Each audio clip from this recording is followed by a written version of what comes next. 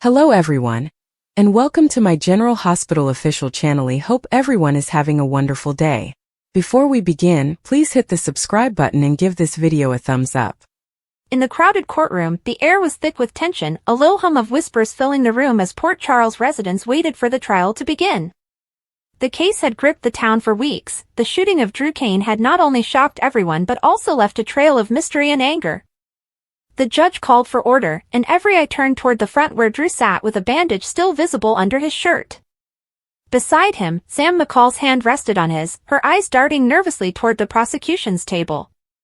Today was the day Scout Kane, their young daughter, was set to take the stand. No one had expected she would become a key witness, but her sudden confession had changed everything. The moment she stepped into the courtroom, the room went silent. Even the sound of her small footsteps echoed like thunder against the marble floor. Sam swallowed hard, her heart pounding as Scout took the stand, looking both brave and frightened at the same time.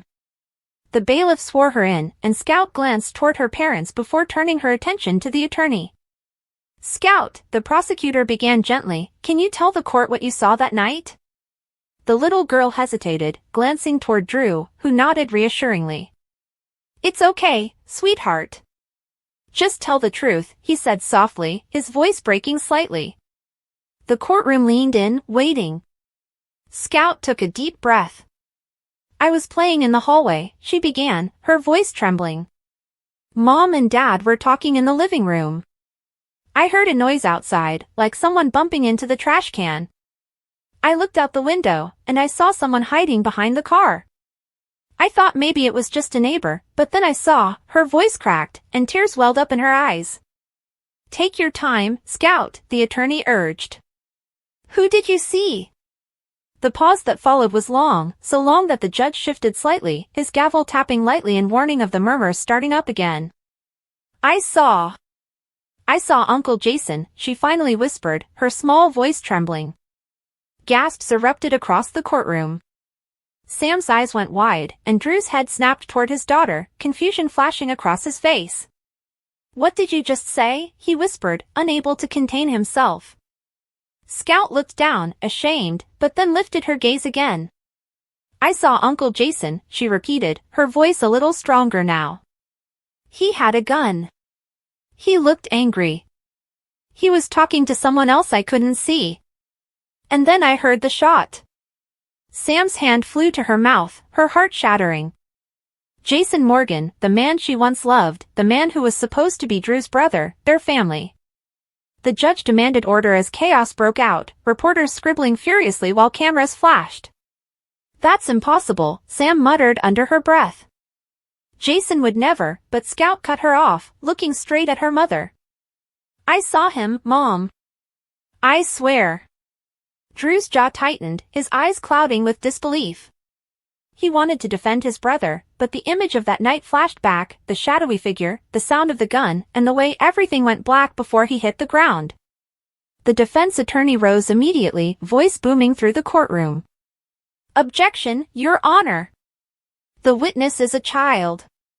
She's under duress, and her statement cannot be taken as factual without corroboration." The judge nodded thoughtfully but allowed the questioning to continue. "Scout, are you sure?" the prosecutor pressed. "You know what it means to tell the truth?" The little girl nodded. "Yes. You said to tell the truth. And I am. I saw him." The silence that followed was so heavy that even the clicking pen stopped. Drew's mind raced. Could Jason really have done it? He and Jason had finally been rebuilding trust after years of betrayal, identity confusion, and resentment. But if what Scout said was true, then everything had just come crashing down. Sam's tears flowed freely as she whispered, "Oh, God, Jason, what did you do?" Later that afternoon, the courtroom took a recess, and everyone filed out, whispering fiercely. Sam cornered Scout in the hallway, kneeling down to her level. "Sweetheart, you need to tell Mommy the truth. Are you sure it was Jason? Maybe it was dark. Maybe you were scared?" But Scout shook her head firmly. "It was him. I saw his face when the light came on from the street. He looked so mad, Mommy. I got scared, so I ran to my room. Sam's throat tightened. She knew Jason, or thought she did. He'd never harmed Drew. But then again, Jason had disappeared months ago without explanation, rumored to be working on something dangerous for Carly and Sonny. Drew approached them slowly, his expression a mix of heartbreak and confusion. Sam, he said quietly, if Scout saw what she says she saw, we can't ignore it. Sam turned to him with fire in her eyes. You really think Jason tried to kill you? Drew sighed heavily. I don't want to believe it. But Scout's never lied before. Maybe he was manipulated. Maybe he didn't mean to shoot me. Inside the courtroom, as the hearing resumed, the prosecutor revealed new evidence, security footage from a nearby store that showed a figure matching Jason's build leaving the scene minutes after the gunshot. The room gasped again. We're not saying he's guilty yet, the prosecutor added, but the witness's statement and this footage give the PCPD probable cause. Sam's heart sank deeper. Carly Corinthos, sitting in the back row, clenched her fists, whispering fiercely to herself, no way. Jason would never do that. But even she looked shaken. The footage was blurry but damning. Drew's mind flashed back to all the nights Jason warned him about enemies, about people who might use their past against them. Could this have been one of those nights gone horribly wrong? As the court adjourned, Port Charles buzzed with speculation. Reporters surrounded Carly, demanding answers.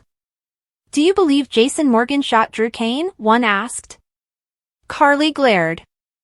Jason's not guilty of anything until I see proof. He'd die for Drew, not shoot him. But inside, even Carly felt uneasy. Sonny Corinthos, standing beside her, muttered under his breath, if Scout's telling the truth, there's more to this story than any of us know. Meanwhile, Drew sat alone in the empty courtroom, staring at the witness stand. He remembered the flash of light, the sound of his daughter's scream from the hallway, and the burning pain in his shoulder. Jason's face had flashed through his mind even then, not clear, but familiar enough to haunt him. That night, Sam and Drew met privately at home, emotions raw. What if she's wrong, Drew? Sam pleaded. Jason's like a father to her. Maybe she's mixing up faces, maybe she dreamed it. Drew ran a hand through his hair, exhaustion in his eyes. I want to believe that. But the footage, it's hard to ignore. Sam's tears fell freely. Jason wouldn't do this. I can't lose him like this. Their conversation was interrupted by a knock on the door, Dante Falconeri. We have to talk, he said, his tone heavy. He held a file in his hand. We found something in the evidence bag from the scene, fingerprints. They belong to Jason Morgan. Sam gasped. Drew's heart sank. That's impossible, he said, voice trembling. Jason's supposed to be dead. How are his prints even in the system? Dante sighed. Looks like your brother might not be as gone as we thought. The next day in court, Dante was called to testify. He laid out the facts, detailing how the PCPD had reopened Jason's file after Scout's statement.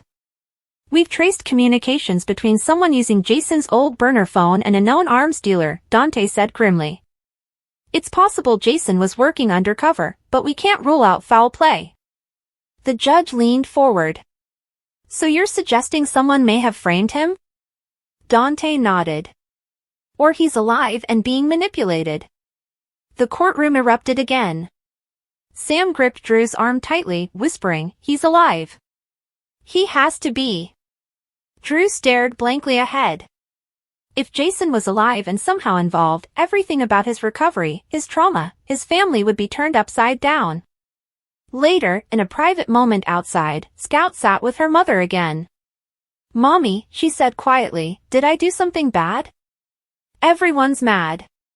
Sam hugged her tightly. No, sweetheart. You told the truth. You did the right thing. But as she held her daughter close, Sam's mind raced. What if Scout had seen someone who looked like Jason? The town was full of secrets, and masks were not new to Port Charles. When Carly approached, her voice was sharp. Sam, we need to talk. You can't let them use Scout to destroy Jason. Sam snapped, "You think I want this? She's my daughter." "She saw something, Carly." Carly crossed her arms. "Then maybe she saw who wanted her to think it was Jason." Meanwhile, Drew returned to the hospital for a follow-up checkup and found Elizabeth Weber waiting in the hallway. "You okay?" she asked softly. "Not really," he admitted. "If Jason's alive, everything changes."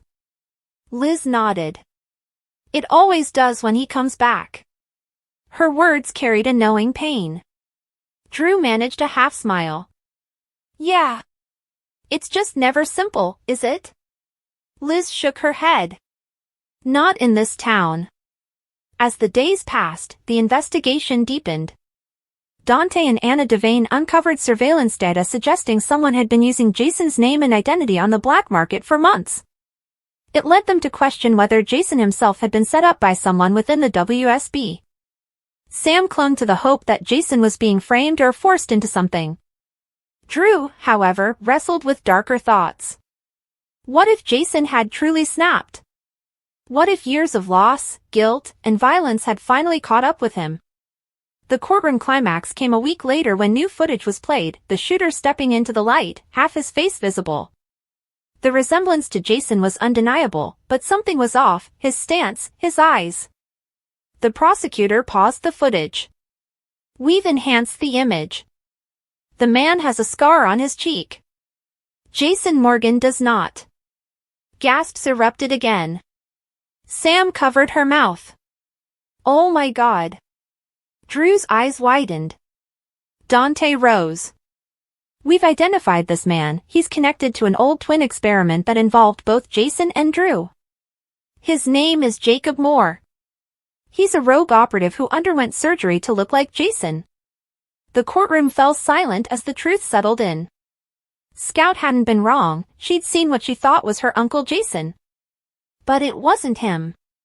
Drew turned to Sam, relief and sorrow mixing in his eyes. She saw the truth, just not the whole truth. Sam nodded, tears falling freely.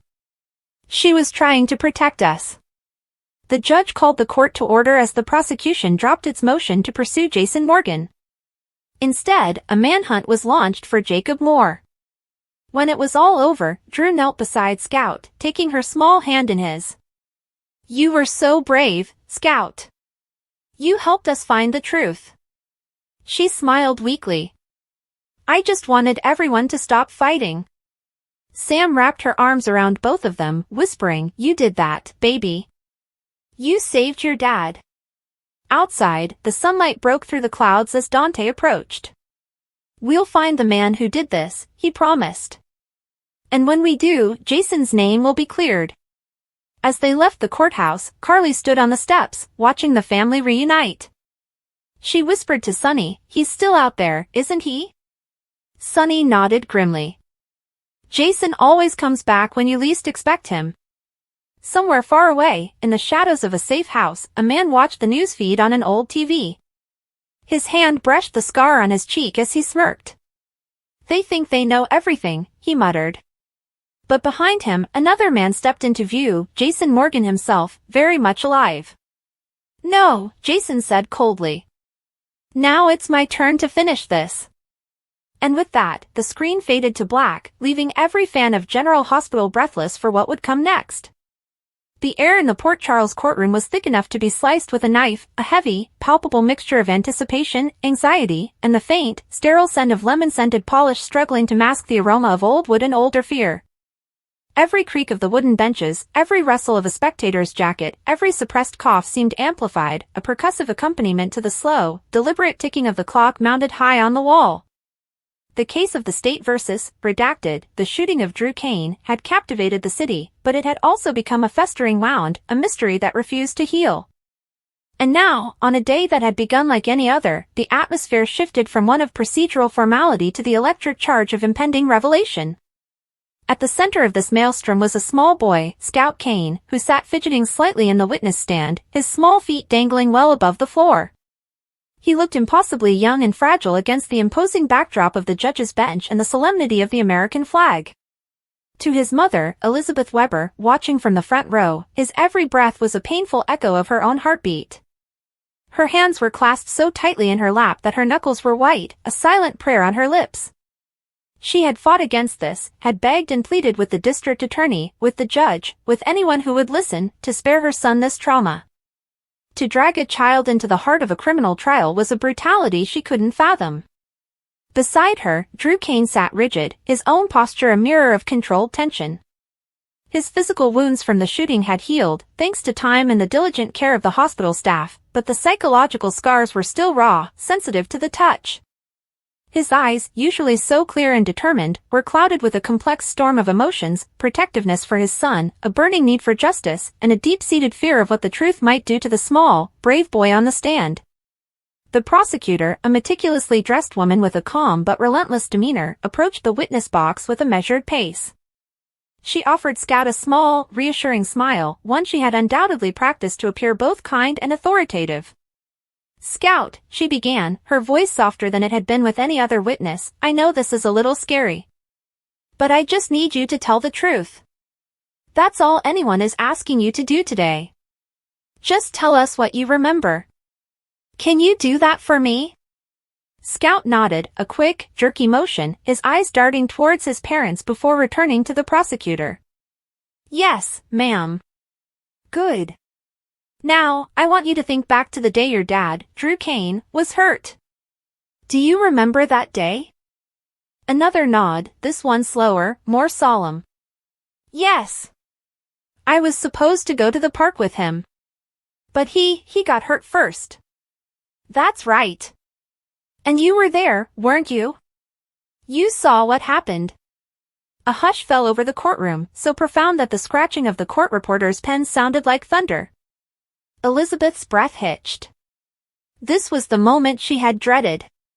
She willed her son to be strong, even as a part of her wished he would clam up, forget, become an uncooperative witness who could be dismissed and shielded from the horror. "I want you to describe for the court what you saw," the prosecutor instructed gently. "Take your time." Scout's brow furrowed in concentration, his young mind traveling back to that traumatic afternoon. "We were by the Metro Court. Me and Dad were talking about getting ice cream after the park. Then there was a loud noise. A bang. Dad, he pushed me. He pushed me behind one of the big planters. He told me to stay down and not look." "But you did look, didn't you, Scout?" the prosecutor prompted, her voice still a soft, insistent murmur. "Just for a second." Scout's lower lip trembled almost imperceptibly. "I was scared. I peeked. I saw a person running away." "Can you describe that person for the court? What did they look like?" The boy's description was, as to be expected from a child, a collection of impressions rather than a precise police sketch. They were wearing a dark jacket with a hood. And they were fast. They ran around the corner. The defense attorney, a man with a perpetually skeptical expression, leaned forward, sensing an opportunity. "Your Honor, the witness's description is vague, as is typical for a child. A dark jacket and a hood? That could describe half of Port Charles on any given day. This is hardly conclusive identification." The judge, a weary-looking man with spectacles perched on the end of his nose, nodded slowly.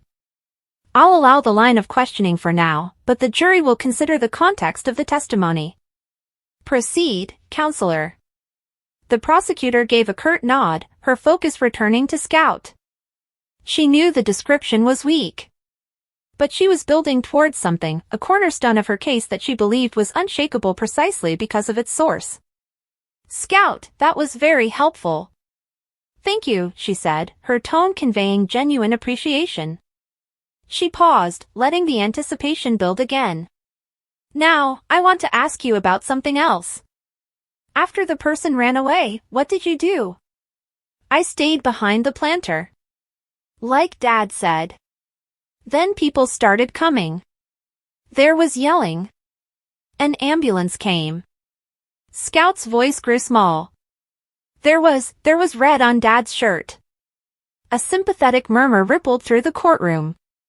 Elizabeth closed her eyes for a brief second, the memory a fresh wave of nausea. I understand, the prosecutor said, her voice imbued with a practiced empathy. It's okay. Now, Scout, after that day, the police talked to you, didn't they? Yes. And you worked with a very nice lady, a sketch artist, to try and draw a picture of the person you saw? Yes. She had cool pencils. A faint smile touched the lips of a few jurors. The prosecutor walked over to her table and picked up a large, mounted drawing. She showed it first to the defense, who dismissed it with a wave, and then presented it to Scout. Is this the picture you helped make? Scout looked at the composite sketch, a rough rendering of a face with a hood, indistinct features, and a severe, grim expression. Yes. That's the picture. And does this picture look like the person you saw running from where your dad was shot? Scout studied it, his head tilted. Kind of. It was really fast. The defense attorney made a note on his legal pad. The sketch was, as he had argued in pretrial motions, generic and of little evidentiary value. It was the cornerstone of a weak case, and he was prepared to dismantle it. The prosecutor, however, was not finished. She placed the sketch back on her table. Scout, I have one more question for you. It's the most important one. After you made this picture, you saw someone else, didn't you? Someone here in Port Charles. Elizabeth's head shot up. What was this? This wasn't in the prep. They had agreed not to go down this road. She shot a panicked look at Drew, whose own expression had shifted from tense to alarmed. He leaned over to his lawyer, whispering urgently. Objection, Your Honor. Drew's attorney stood. This is leading the witness into highly speculative and prejudicial territory. The witness is a child. His potential for misidentification is enormous. The prosecutor turned to the judge. Your Honor, the witness has first-hand knowledge. He is not speculating. He is recounting a specific memory, which goes directly to the heart of the case, the identity of the shooter. The judge pondered for a moment that felt like an eternity. I'll allow it. The witness may answer. But, counselor, he said, fixing the prosecutor with a stern gaze, tread carefully. The prosecutor turned back to Scout, her expression one of grave seriousness. Scout, think carefully. You saw someone, later, after the shooting. Someone who made you feel scared. Someone you recognized. Who was that person? The courtroom was a vacuum of sound. Every single person, from the bailiff to the journalist scribbling in the back row, was leaning forward, their collective breath held. Scout's small face crumpled in confusion and the pressure of the moment. He looked like a lost little boy, and Elizabeth's heart broke anew. I don't know if, he stammered. It's okay, Scout, the prosecutor encouraged, her voice a soft but relentless force. Just tell the truth. Who did you see? And then it happened. The moment that would tear through Port Charles like a shockwave. Scout's eyes, wide and filled with a child's unvarnished truth, lifted from the prosecutor and scanned the room. They swept past his mother's pleading face, past his father's tense figure, past the bored-looking court stenographer, and landed on a figure sitting several rows back, a man who had been doing his best to appear detached, an uninterested observer in a drama that did not concern him. The man was Jason Morgan. Scout's finger, small and accusatory, lifted from his lap and pointed directly at him. His voice, though trembling, was clear as a bell in the silent chamber. Him, Scout said, his tone laced with the certainty only a child can possess. I saw him. It was him. He's the one who shot my dad. The dam of silence broke. A collective, sharp gasp erupted, followed by an immediate uproar. Reporters scrambled for the door to file their bulletins. Spectators turned to each other, their whispers merging into a cacophonous buzz. Elizabeth let out a choked cry, her hand flying to her mouth, her eyes wide with a horror that was entirely new. Drew shot to his feet, his face a mask of pure, unadulterated fury, his body straining as if he wanted to leap over the bar and confront Jason then and there. Order! Order in the court, the judge boomed, banging his gavel with enough force to splinter the wood.